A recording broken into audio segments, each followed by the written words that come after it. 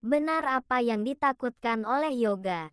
Sarapan kali ini hanya mengakibatkan gangguan pencernaan saja. Belum juga memulai makan. Kepalanya sudah pusing. Piringnya sudah penuh dengan berbagai makanan yang Amara dan Rani letakkan secara bergantian. Reza hanya bisa melihat kemarahan di mata Amara. Dia tahu betul kalau gadis itu sebentar lagi akan meledakkan amarahnya. Sudah ya, cukup kalian berdua. Lihat tuh Kak Yoga. Gak bisa makan dia, protes Reza yang langsung mendapat lirikan tajam dari Amara. Salahkan gue komen. Yang sabar ya Kak, gumam Reza perlahan. Wajah Yoga tampak meminta pertolongan. Setelah tidak ada lagi ruang di piring Yoga yang tersisa, akhirnya laki-laki itu memakan semua makanannya tanpa sisa.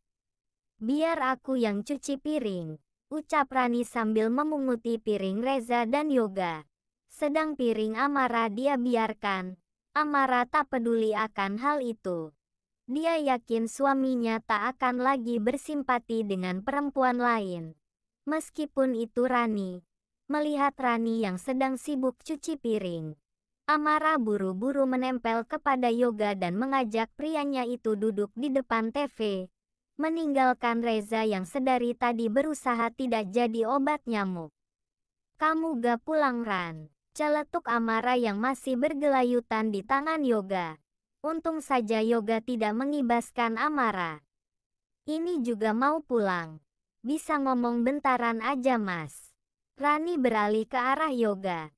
Tentu saja Yoga langsung berdiri. Kali ini Amara yang dicuekin. Yoga dan Rani menuju keluar rumah. Amara sengaja tidak mengikuti mereka.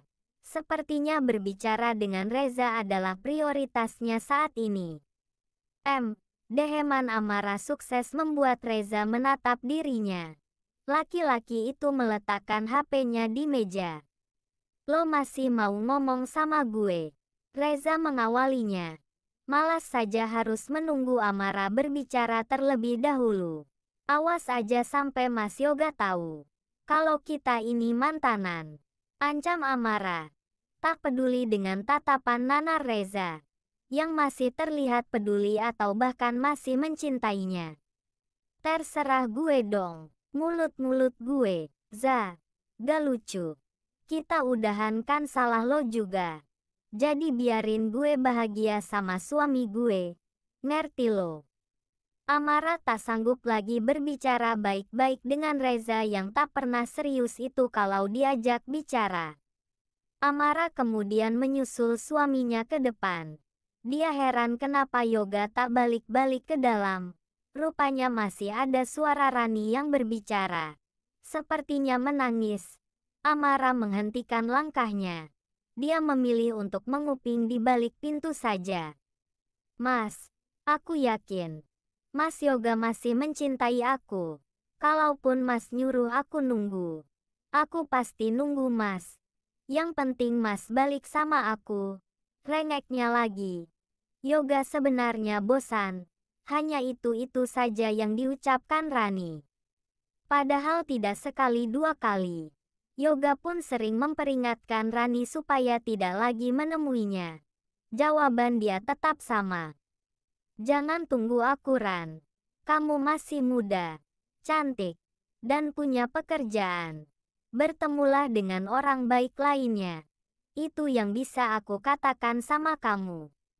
Tapi Mas, satu lagi. Sudah sering kuperingatkan sama kamu. Hargai istriku. Mendengar ucapan Yoga, Rani kembali mundur dan pamit untuk pulang ke rumahnya. Tapi yakinlah, dia belum mundur dari memperjuangkan cintanya. Tapi untuk saat ini dia hanya butuh banyak lagi perjuangan. Ketika keluar dari gerbang, Rani berpapasan dengan Andin dan Ana. Mereka berdua memang sudah janjian untuk menyambangi rumah sepupu mereka itu. Mbak, sapa Rani kepada Ana.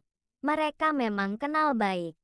Entah itu waktu sedang pengajian ataupun sedang ada kegiatan di desa mereka. Kamu mau pulang Ran? Ana basa-basi saja. Dia tahu kalau kehadiran Rani di rumah yoga pasti karena belum bisa move on saja. Iya mbak, aku udah dari tadi.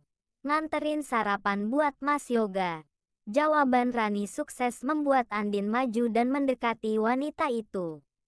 Yoalah, kamu kok lama-lama gak tahu malu tuh. Mas Yoga itu udah punya istri loh. Kok ya bisa-bisanya nganter sarapan buat suami orang. Wes gak bener ini orang mbak. Yok masuk aja jangan ditakoni opo-opo. Setelah berbicara begitu, Andin menarik tangan Ana dan mengajaknya masuk. Ana yang tidak enak hati meminta maaf kepada Rani dengan bahasa isyarat saja. Rani jalan ke rumahnya sambil ngedumel. Ibunya yang melihat hanya geleng-geleng kepala. Karena sudah mengira pasti ribut sama istrinya Yoga. Mbak, Assalamualaikum. Andi berteriak di depan pintu. Padahal pintunya dibuka. Waalaikumsalam. Amara keluar dari rumah dan menyambut kedua sepupunya dengan antusias.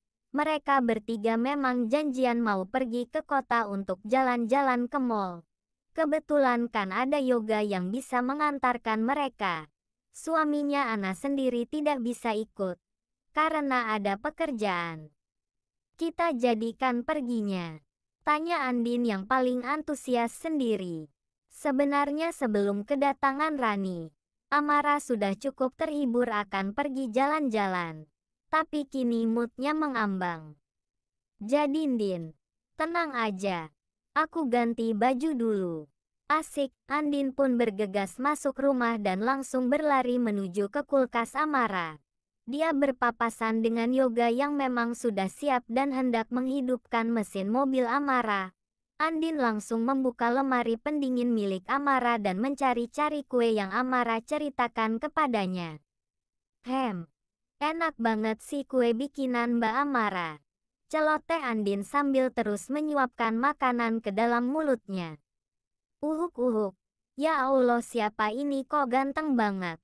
Akhirnya Andin baru sadar kalau sedari tadi ada Reza yang mau tidak mau melihat kelakuan Nadine yang layaknya cegil itu. Reza hanya tersenyum. Sebenarnya di sini dialah yang terkejut, bukannya Andin. Ini adiknya Mas Yoga dari Jakarta ya. Ana tiba-tiba membuat suasana yang tadinya membingungkan jadi hidup kembali. Iya, nama saya Reza. Reza berdiri dan berjabat tangan dengan Ana. Perempuan bersuami itu pun membalasnya dengan menyebut nama. Aku juga mau kenalan dong. Namaku Andin Mas. Andin menyerobot dan menggeser posisi Ana yang tepat di depan Reza. Andin, jangan gatel, teriak Amara dari depan kamarnya. Dia sudah selesai berganti pakaian. Reza menatapnya takjub. Amara memang dari dulu sangatlah cantik. Di kampung pun, pakaiannya tetap modis. Berbalut midi dress bahan denim tanpa lengan. Amara begitu cantiknya dan membuat ketiga orang yang berada di depannya terpukau. Hi cantik banget sih mbak. Bajunya buat akulah nanti ya. Celetuk Andin yang mendekati Amara. Ana hanya geleng-geleng kepala. Gue gak diajak nih. Tiba-tiba Reza nyeletuk. Amara langsung meliriknya tajam. Ikutlah Za. Masa kakak cowok sendirian? Yoga menimpali dan langsung melongo melihat Amara. Astagfirullah Ra. Bajumu kurang kain ya. Mana cardigannya? Yuk ambil dulu. Yoga langsung menarik tangan Amara menggiringnya ke kamar mereka. Bukannya mencari cardigan. Yoga malah langsung mencium bibir Amara yang sudah menggunakan lip tint merah itu.